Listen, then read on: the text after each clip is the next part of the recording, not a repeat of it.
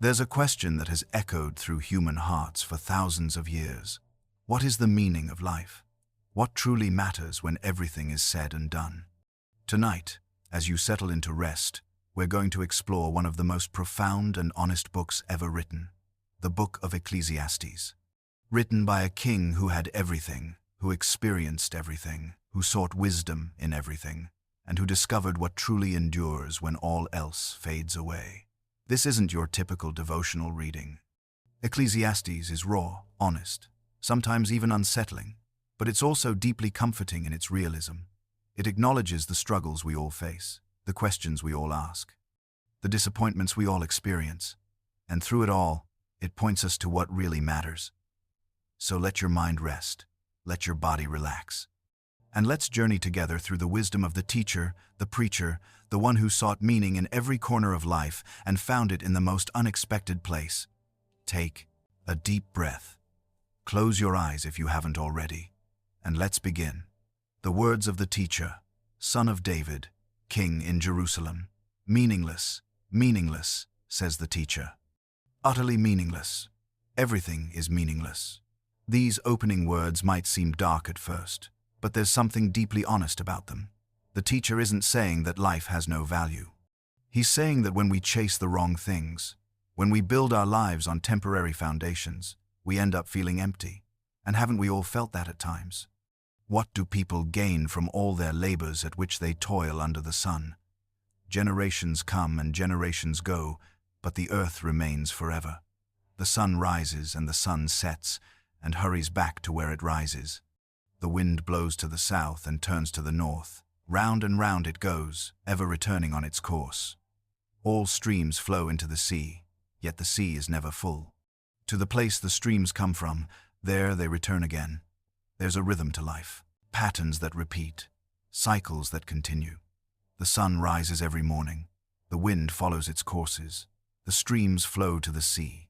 And in the same way, human life follows patterns. We work, we rest, we wake, we sleep. Generations rise and fall like waves on the shore. All things are wearisome, more than one can say. The eye never has enough of seeing, nor the ear its fill of hearing. What has been will be again. What has been done will be done again. There is nothing new under the sun. The teacher is pointing to something we all experience. No matter how much we see, we want to see more. No matter how much we hear, we want to hear more. No matter how much we have, we want to have more. This restlessness, this endless seeking, it's part of the human condition. Is there anything of which one can say, look, this is something new? It was here already, long ago. It was here before our time. No one remembers the former generations, and even those yet to come will not be remembered by those who follow them. Think about that for a moment.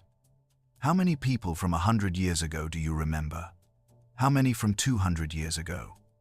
Most names fade. Most stories are forgotten. This isn't meant to depress us, but to help us see what truly matters.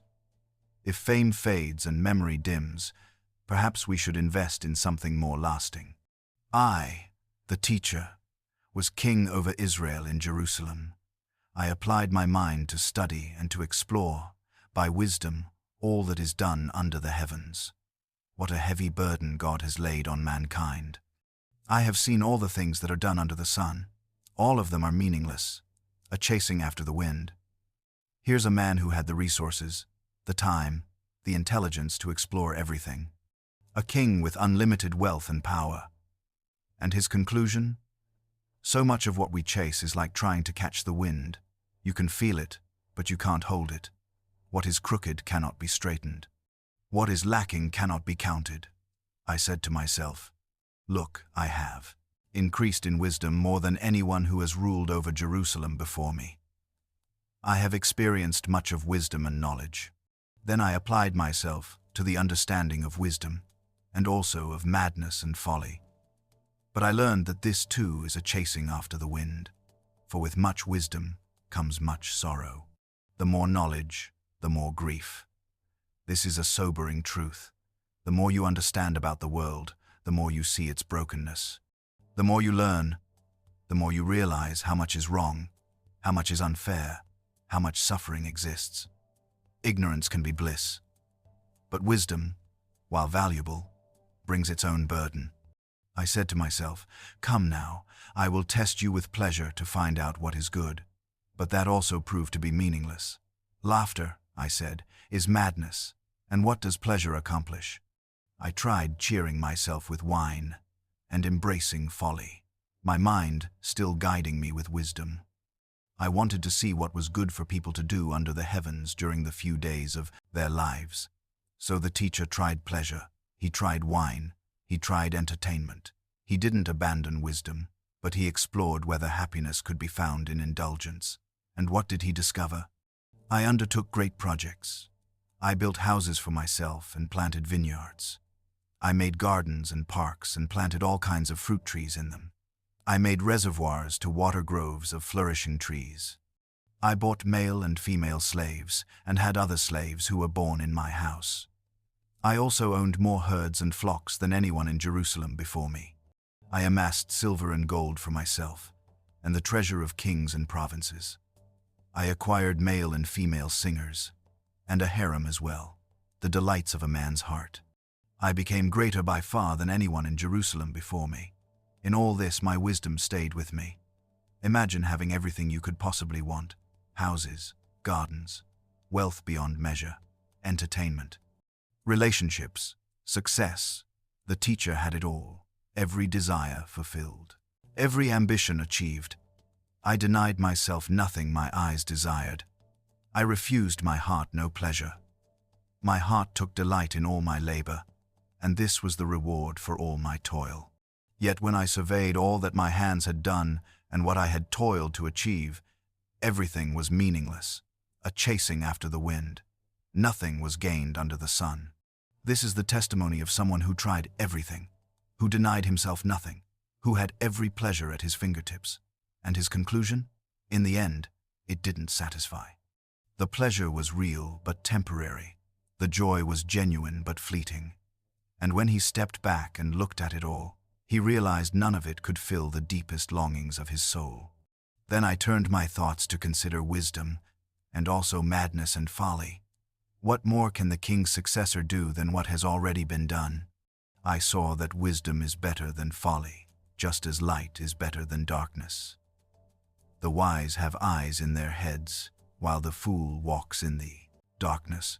But I came to realize that the same fate overtakes them both. Wisdom is better than foolishness. That much is clear. It's better to see where you're going than to stumble in the dark. But here's the hard truth. Both the wise person and the fool eventually die. Both return to the dust. Both are forgotten. Then I said to myself, the fate of the fool will overtake me also. What then do I gain by being wise? I said to myself, this too is meaningless. For the wise, like the fool, will not be long remembered. The days have already come when both have been forgotten. Like the fool, the wise too must die. If we're all going to die, if we're all going to be forgotten, what's the point of wisdom? What's the point of trying? This is the question the teacher wrestles with, and it's a question many of us have asked in our darkest moments.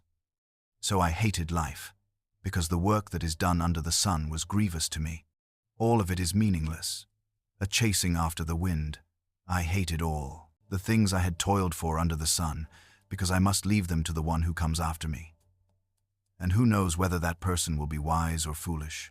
Yet they will have control over all the fruit of my toil, into which I have poured my effort and skill under the sun. This too is meaningless. You work your whole life to build something, to create something, to achieve something, and then you die, and someone else gets it all. Someone who didn't work for it, someone who might squander it, someone who might not appreciate it.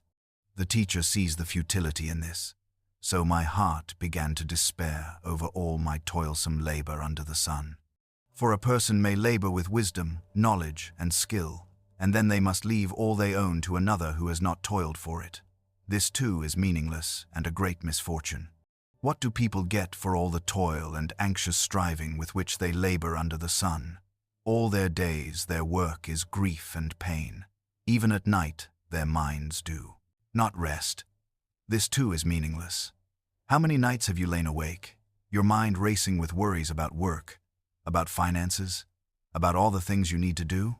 The teacher sees this endless striving, this anxious labor that continues even into the night, and he calls it what it is, meaningless when it becomes our entire focus.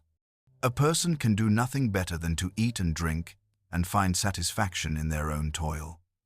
This, I see, is from the hand of God, for without him, who can eat or find enjoyment? To the person who pleases him, God gives wisdom, knowledge, and happiness, but to the sinner, he gives the task of gathering and storing up wealth to hand it over to the one who pleases God. This too is meaningless, a chasing after the wind. Here we find the first glimmer of real wisdom. The best thing a person can do is find satisfaction in simple things: eating, drinking, finding joy in their work. These simple pleasures are gifts from God, and true enjoyment, true satisfaction, comes not from accumulation but from God himself. There is a time for everything, and a season for every activity under the heavens. A time to be born and a time to die, a time to plant and a time to uproot, a time to kill and a time to heal, a time to tear down and a time to build, a time to weep and a time to laugh, a time to mourn and a time to dance, a time to scatter stones and a time to gather them, a time to embrace and a time to refrain from embracing, a time to search and a time to give up, a time to keep and a time to throw away, a time to tear and a time to mend, a time to be silent and a time to speak, a time to love and a time to hate, a time for war and a time for peace. These famous words remind us that life has seasons. There are times of joy and times of sorrow, times of gain and times of loss, times of closeness and times of distance, and all of these seasons have their place. You don't need to force yourself to be joyful when it's a season of mourning. You don't need to cling to what needs to be released. What do workers gain from their toil? I have seen the burden God has laid on the human race. He has made everything beautiful in its time. He has also set eternity in the human heart. Yet no one can fathom what God has done from beginning to end. God has set eternity in the human heart. Think about that. There's something in you that longs for more than this temporary world can offer. Something in you that reaches for the eternal. That's why nothing in this world fully satisfies. We were made for something more. I know that there is nothing better for people than to be happy and to do good while they live.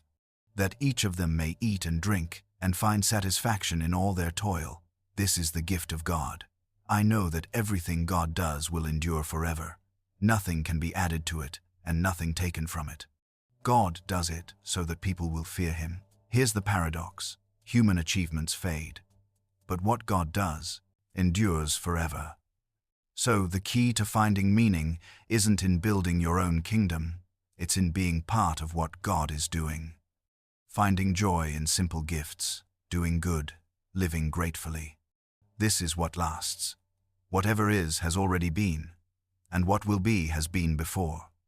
And God will call the past to account. And I saw something else under the sun. In the place of judgment, wickedness was there. In the place of justice, wickedness was there. I said to myself, God will bring into judgment both the righteous and the wicked. For there will be a time for every activity, a time to judge every deed. The teacher sees injustice, corruption in the courts, wickedness where there should be righteousness, and it troubles him. But he holds on to this truth. God will judge. There will be accountability. Justice delayed is not justice denied. I also said to myself, as for humans, God tests them so that they may see that they are like the animals. Surely the fate of human beings is like that of the animals. The same fate awaits them both. As one dies, so dies the other. All have the same breath. Humans have no advantage over animals. Everything is meaningless. All go to the same place. All come from dust, and to dust all return. This is the harsh reality. From a purely physical standpoint, humans and animals share the same fate. Death. Dust. This can seem depressing, but it's also freeing. If our bodies return to dust, then maybe we should focus less on the physical and more on the eternal. Who knows if the human spirit rises upward and if the spirit of the animal goes down into the earth? So I saw that there is nothing better for a person than to enjoy their work, because that is their lot. For who can bring them to see what will happen after them? Enjoy your work. Find satisfaction in what you do, because you can't control what happens after you're gone. You can't predict the future, but you can choose to find meaning and joy in the present. Again I looked and saw all the oppression that was taking place under the sun. I saw the tears of the oppressed, and they have no comforter. Power was on the side of their oppressors, and they have no comforter. And I declared that the dead, who had already died, are happier than the living, who are still alive. But better than both is the one who has never been born, who has not seen the evil that is done under the sun. The teacher sees suffering, oppression, injustice, and it's so overwhelming that he says the dead are better off than the living, and those never born are better off still. This is the cry of someone who sees too much pain, too much wrong, and feels powerless to fix it. And I saw that all toil and all achievement spring from one person's envy of another. This too is meaningless, a chasing after the wind. Fools fold their hands and ruin themselves. Better one handful with tranquility than two handfuls with toil and chasing after the wind. Why do we work so hard? Often it's because we're comparing ourselves to others. We see what they have, and we want it too. We measure our success by their standards. But the teacher says it's better to have less with peace than to have more with constant striving. Again I saw something meaningless under the sun. There was a man all alone. He had neither son nor brother. There was no end to his toil, yet his eyes were not content with his wealth. "For whom am I toiling?" he asked. "And why am I depriving myself of enjoyment? This too is meaningless, a miserable business. Two are better than one, because they have a good return for their labor. If either of them falls down, one can help the other up, but pity anyone who falls and has no one to help them up. Also, if two lie down together, they will keep warm. But how can one keep warm alone? Though one may be overpowered, two can defend themselves. A cord of 3 strands is not quickly broken. Here's a beautiful truth. We need each other. Isolation is miserable. Working alone, living alone, striving alone, it's empty. But when we have companions, when we have community, everything is better. 2 people working together accomplish more than 2 working separately. When one falls, the other helps them up. A cord of 3 strands is not easily broken. Better a poor but wise youth than an old but foolish king who no longer knows how to heed a warning. The youth may have come from prison to the kingship, or he may have been born in poverty within his kingdom. I saw that all who lived and walked under the sun followed the youth, the king's successor.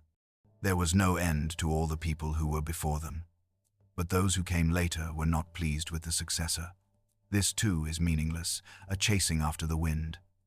Fame is fickle. One generation celebrates you, the next forgets you. Popularity doesn't last. Even kings are eventually displaced and forgotten. So don't build your life on the applause of crowds. Guard your steps when you go to the house of God. Go near to, listen rather than to offer the sacrifice of fools, who do not even know that they do wrong. Do not be quick with your mouth. Do not be hasty in your heart to utter anything before God. God is in heaven and you are on earth, so let your words be few. A dream comes when there are many cares, and many words mark the speech of a fool. When you come before God, come to listen, not to impress him with your many words, not to make grand promises. Come quietly, come humbly, listen more than you speak. God is in heaven, you are on earth. Remember the difference. When you make a vow to God, do not delay to fulfill it. He has no pleasure in fools. Fulfill your vow. It is better not to make a vow than to make one and not fulfill it. Do not let your mouth lead you into sin. And do not protest to the temple messenger, "My vow was a mistake." Why should God be angry at what you say and destroy the work of your hands? Much dreaming and many words are meaningless. Therefore fear God. Be careful about making promises to God. It's better to say nothing than to make a vow you won't keep. Don't blame your mouth for leading you into sin.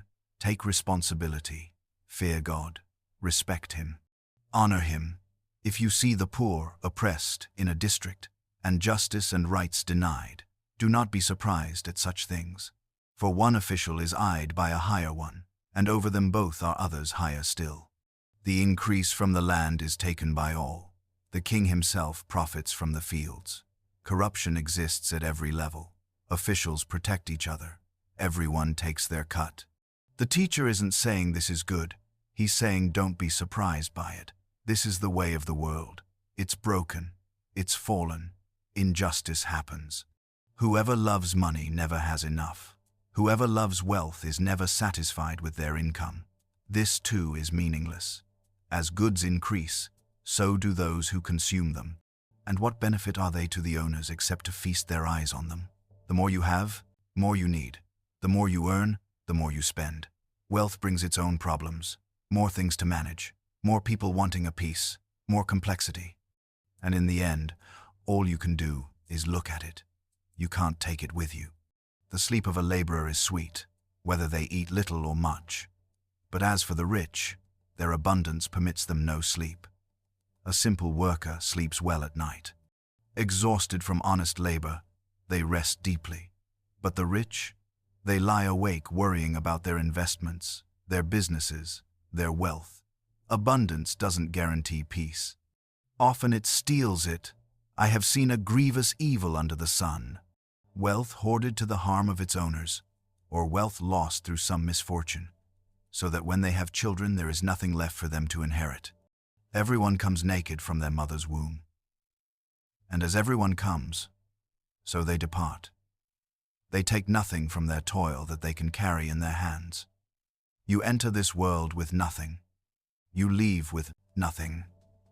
Everything in between is temporary. You can hoard wealth, but it might be lost. You can save for your children, but circumstances might steal it away.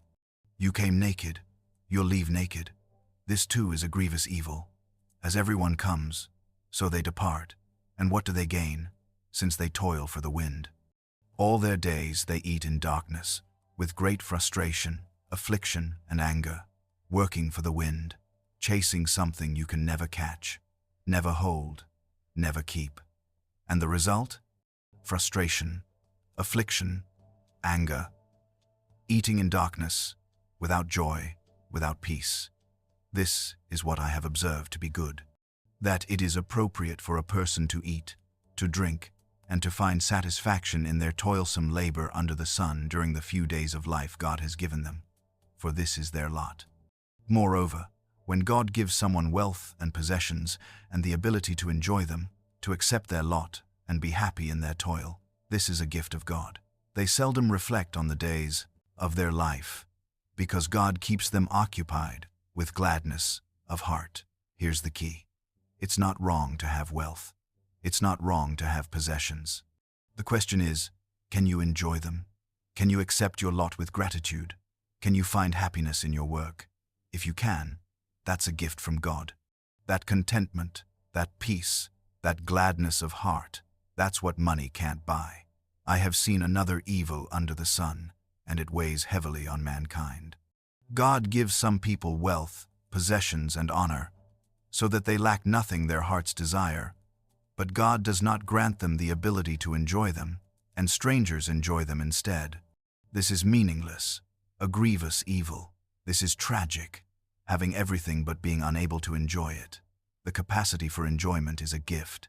You can have a feast before you and no appetite. You can have wealth and no peace. You can have possessions and no contentment. The ability to enjoy what God has given you is itself a blessing.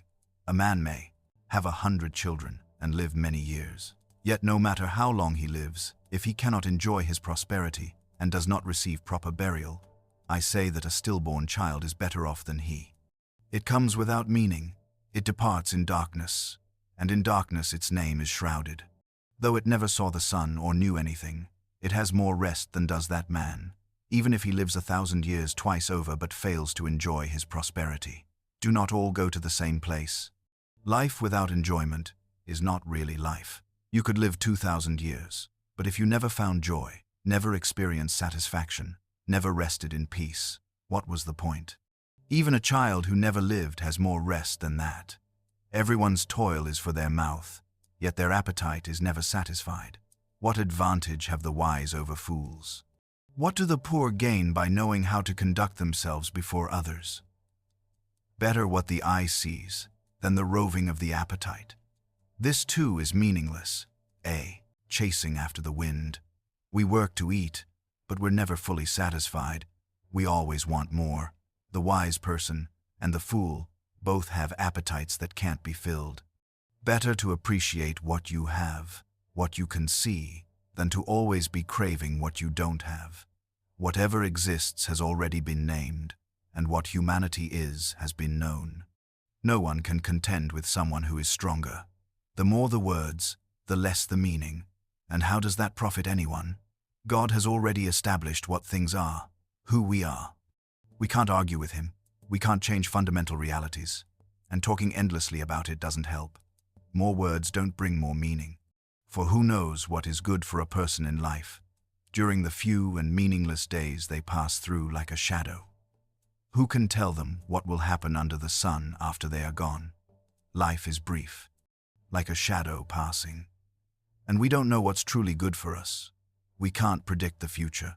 We make our plans, but I don't know what will happen tomorrow, let alone after we're gone. A good name is better than fine perfume, and the day of death better than the day of birth. It is better to go to a house of mourning than to go to a house of feasting, for death is the destiny of everyone. The living should take this to heart. Frustration is better than laughter, because a sad face is good for the heart. The heart of the wise is in the house of mourning, but the heart of fools is in the house of pleasure. These are counterintuitive truths. Your reputation matters more than luxury. Death teaches us more than birth. Mourning reminds us what matters more than parties do. Sorrow can be good for the soul. Wise people think about serious things. Fools just chase pleasure. It is better to heed the rebuke of a wise person than to listen to the song of fools. Like the crackling of thorns under the pot, so is the laughter of fools. This too is meaningless. The laughter of fools is empty. Like thorns burning, lots of noise but no substance. Better to receive correction from someone wise than to be entertained by fools. Extortion turns a wise person into a fool, and a bribe corrupts the heart. The end of a matter is better than its beginning, and patience is better than pride. Do not be quickly provoked in your spirit, for anger resides in the lap of fools. Don't let corruption turn you into a fool. Don't let greed compromise your integrity. Be patient. Don't be quick to anger. Pride makes you rush. Wisdom makes you wait. Do not say, "Why were the old days better than these?" For it is not wise to ask such questions. Wisdom, like an inheritance, is a good thing and benefits those who see the sun. Wisdom is a shelter as money is a shelter. But the advantage of knowledge is this: wisdom preserves those who have it. Don't romanticize the past. The old days weren't perfect either. Every generation has its challenges. Wisdom is valuable, just like wealth, but wisdom has an advantage. It preserves your life. It protects you in ways money can't. Consider what God has done. Who can straighten what he has made crooked? When times are good, be happy. But when times are bad, consider this: God has made the one as well as the other. Therefore, no one can discover anything about their future. God is sovereign over both good times and bad times. When things are good, enjoy them. When things are bad, remember that God made both. And no matter how much you plan, you can't fully predict or control your future. In this meaningless life of mine, I have seen both of these: the righteous perishing in their righteousness, and the wicked living long in their wickedness. Do not be over-righteous, neither be over-wise. Why destroy yourself?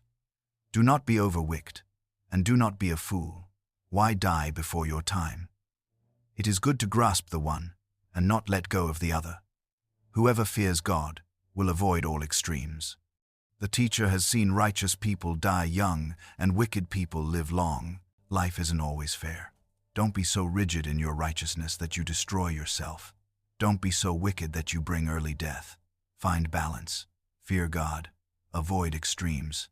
Wisdom makes one wise person more powerful than 10 rulers in a city. Indeed, there is no one on earth who is righteous, no one who does what is right and never sins. Wisdom is powerful, more powerful than political authority. But even the wise sin, even the righteous stumble. No one is perfect, not one. Do not pay attention to every word people say, or you may hear your servant cursing you. For you know in your heart that many times you yourself have cursed others. Don't listen to every piece of criticism. Don't eavesdrop on every conversation. Why? Because you know you've said things about others too. We've all criticized. We've all complained. Don't be hypersensitive to others doing the same. All this I tested by wisdom, and I said, I am determined to be wise, but this was beyond me. Whatever exists is, far off and most profound. Who can discover it? So I turned my mind to understand, to investigate, and to search out wisdom and the scheme of things, and to understand the stupidity of wickedness and the madness of folly. The teacher tried to understand everything. He pursued wisdom with all his might, but he reached a limit. Some things are too profound to grasp. Reality is deeper than we can fully understand. But that doesn't mean we stop seeking wisdom. I find more bitter than death the woman who is a snare, whose heart is a trap and whose hands are chains. The man who pleases God will escape her, but the sinner she will ensnare. Look, says the teacher, this is what I have discovered. Adding one thing to another to discover the scheme of things, while I was still searching but not finding, I found one upright man among 1,000, but not one upright woman among them all. The teacher found that truly upright people are rare, 1 in 1,000. This isn't about gender. It's about the rarity of genuine integrity. Most people, male or female, fall short of true righteousness. This only have I found. God created mankind upright, but they have gone in search of many schemes. Here's the key insight. God made humanity upright. We were created good, but we've gone our own way. We've pursued our own schemes. We've deviated from God's design. The brokenness we see isn't God's fault. It's ours. Who is like the wise? Who knows the explanation of things? A person's wisdom brightens their face and changes its hard appearance. Obey the king's command, I say, because you took an oath before God. Do not be in a hurry to leave the king's presence. Do not stand up for a bad cause, for he will do whatever he pleases. Since a king's word is supreme, who can say to him, "What are you doing?" Wisdom transforms you. It changes your countenance. And part of wisdom is knowing how to navigate authority. Honor your commitments. Don't rebel without good cause. Understand power, dynamics. Whoever obeys his command will come to no harm, and the wise heart will know the proper time and procedure. For there is a proper time and procedure for every matter, though a person may be weighed down by misery. Since no one knows the future, who can tell someone else what is to come? As no one has power over the wind to contain it, so no one has power over the time of their death. As no one is discharged in time of war, so wickedness will not release those who practice it. There's a right time and a right way for everything. But we don't know the future. We can't control the timing of our death. We can't escape the consequences of wickedness. These are realities we must accept.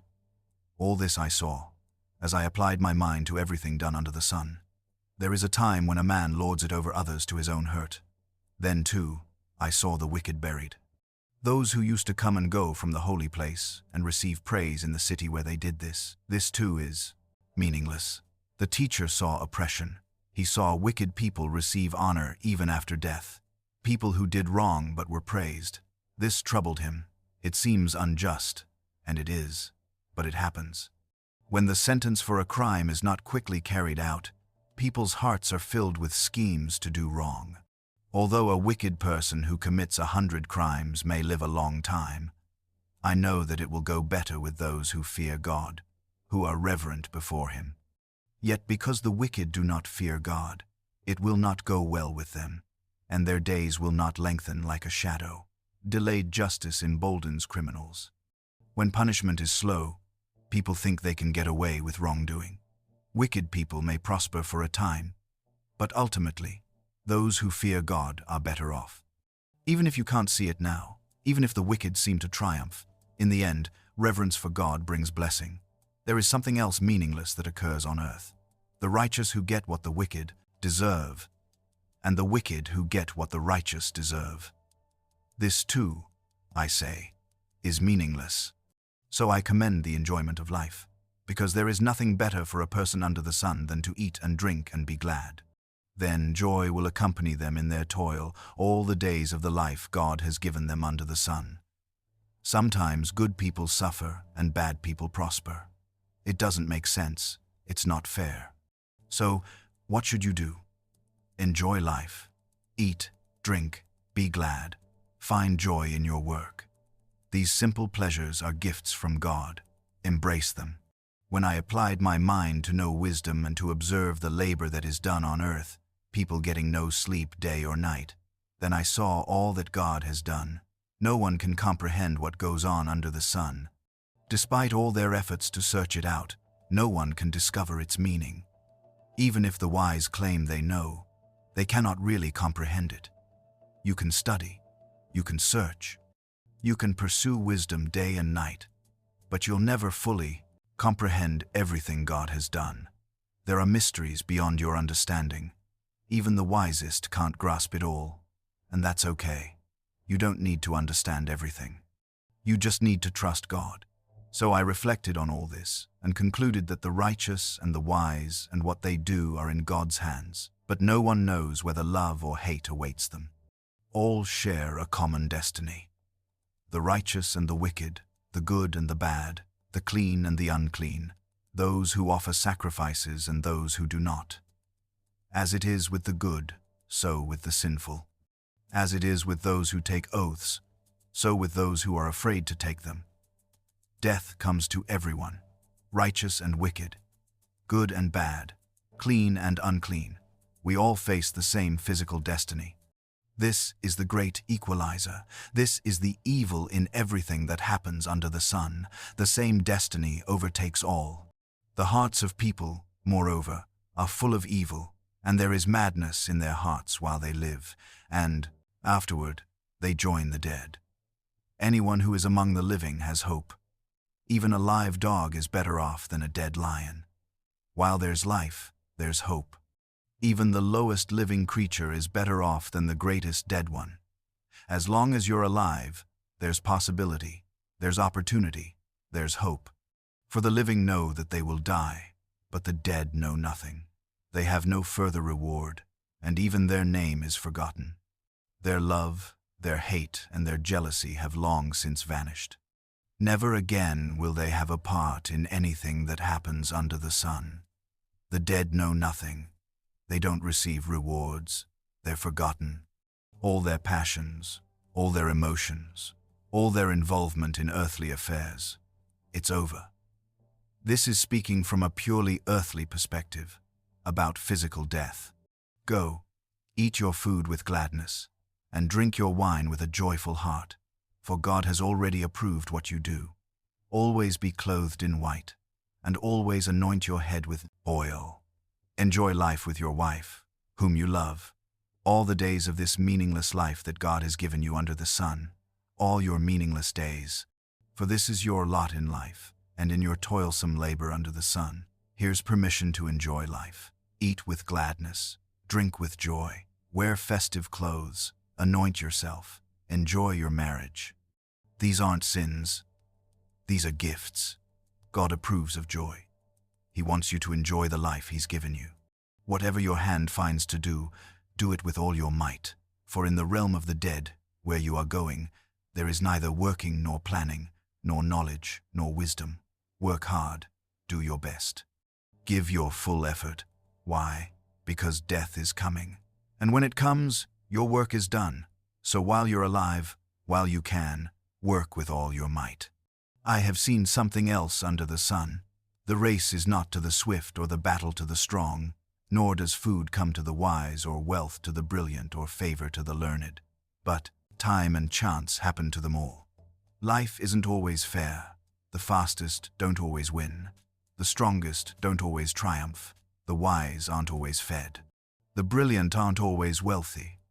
The learned aren't always favored. Why? Time and chance. Circumstances beyond control. Luck, if you will. This is humbling.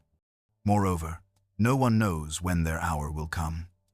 As fish are caught in a cruel net, or birds are taken in a snare, so people are trapped by evil times that fall unexpectedly upon them. You don't know when disaster will strike, when your time will come. It happens unexpectedly, like a fish caught in a net, like a bird in a snare, suddenly, without warning. I also saw under the sun this example of wisdom that greatly impressed me. There was once a small city with only a few people in it, and a powerful king came against it, surrounded it, and built huge siege works against it. Now there lived in that city a man poor but wise, and he saved the city by his wisdom. But nobody remembered that poor man. So I said, wisdom is better than strength. But the poor man's wisdom is despised, and his words are no longer heeded. Wisdom can save a city. But if the wise person is poor, they're forgotten. Their wisdom is despised. Their words are ignored. This is tragic. Wisdom should be valued regardless of who speaks it. But people judge by appearances, by status, by wealth. The quiet words of the wise are more to be heeded than the shouts of a ruler of fools. Wisdom is better than weapons of war. But one sinner destroys much good. Listen to the quiet wisdom of the wise, rather than the loud boasting of fools. Wisdom is more powerful than weapons. But one foolish person can destroy what many wise people built. One bad apple spoils the bunch.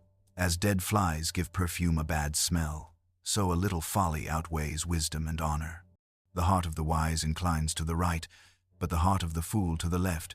Even as fools walk along the road, they lack sense and show everyone how stupid they are. A little foolishness ruins everything. Like dead flies in perfume, it spoils the whole thing.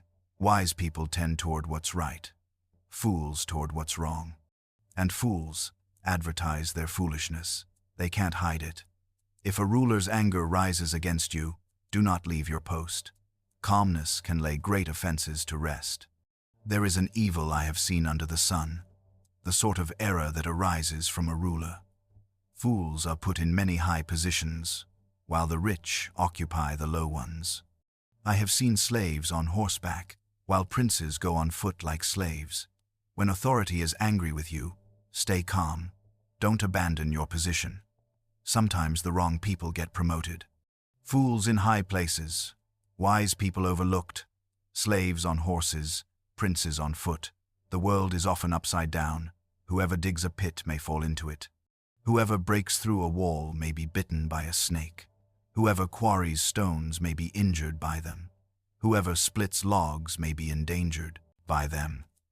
If the axe is dull and its edge unsharpened, more strength is needed, but skill will bring success. Every action has consequences. Work comes with risks. A dull tool requires more effort. Skill makes work easier. These are practical observations about life and labor. If a snake bites before it is charmed, the charmer receives no fee. Words from the mouth of the wise are gracious, but fools are consumed by their own lips. At the beginning their words are folly. At the end they are wicked madness. And fools multiply words. No one knows what is coming. Who can tell someone else what will happen after them? Wise words are gracious. Foolish words are destructive. Fools talk too much. They make predictions they can't keep. They claim knowledge they don't have. The toil of fools wearies them. They do not even know the way to town. Woe to the land whose king was a servant, and whose princes feast in the morning. Blessed is the land whose king is of noble birth, and whose princes eat at a proper time, for strength and not for drunkenness. Fools exhaust themselves with useless labor. A land with foolish leadership is in trouble, but a land with wise, disciplined leaders is blessed. Through laziness, the rafters sag. Because of idle hands, the house leaks. A feast is made for laughter, wine makes life merry, and money is the answer for everything. Laziness leads to decay. Your house falls apart if you don't maintain it. Feasts bring joy. Wine brings merriment. Money solves certain problems. These are simple observations about life. Do not revile the king even in your thoughts, or curse the rich in your bedroom, because a bird in the sky may carry your words, and a bird on the wing may report what you say. Be careful what you say, even in private. Words have a way of getting out. What you think is secret might be revealed. Guard your tongue. Ship your grain across the sea. After many days you may receive a return. Invest in many ventures, for you do not know what disaster may come upon the land. Take risks, invest, diversify. You don't know what the future holds, so spread your resources. Don't put all your eggs in one basket. If clouds are full of water, they pour rain on the earth. Whether a tree falls to the south or to the north, in the place where it falls, there it will lie. Whoever watches the wind will not plant. Whoever looks at the clouds will not reap. Some things are inevitable. Full clouds will rain. Fallen trees stay where they fall. But don't be so cautious that you never act. If you wait for perfect conditions, you'll never plant, you'll never harvest.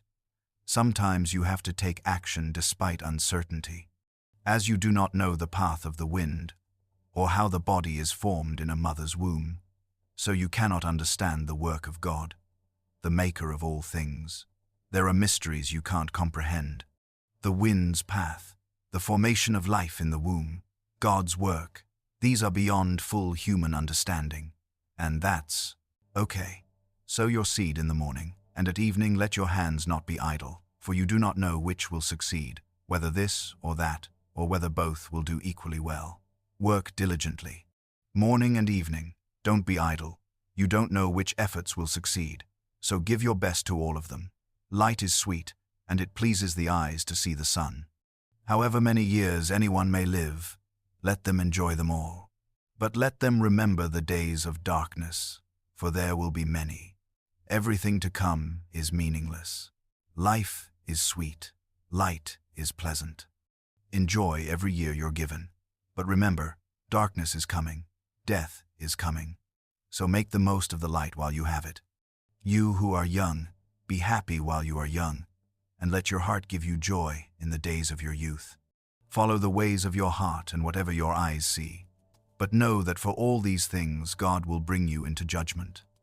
So then, banish anxiety from your heart and cast off the troubles of your body, for youth and vigor are meaningless. Young person, enjoy your youth. Let your heart bring you joy. Follow your passions. Pursue what excites you. But remember, you'll give an account to God for your choices. So enjoy life, but don't be reckless. Let go of anxiety. Don't be consumed by troubles. Youth doesn't last. Make the most of it. Remember your Creator in the days of your youth, before the days of trouble come and the years approach when you will say, I find no pleasure in them.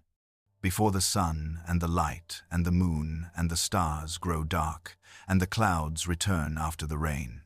When the keepers of the house tremble and the strong men stoop, when the grinders cease because they are few, and those looking through the windows grow dim, when the doors to the street are closed and the sound of grinding fades, when people rise up at the sound of birds, but all their songs grow faint, when people are afraid of heights and of dangers in the streets, when the almond tree blossoms and the grasshopper drags itself along and desire no longer is stirred.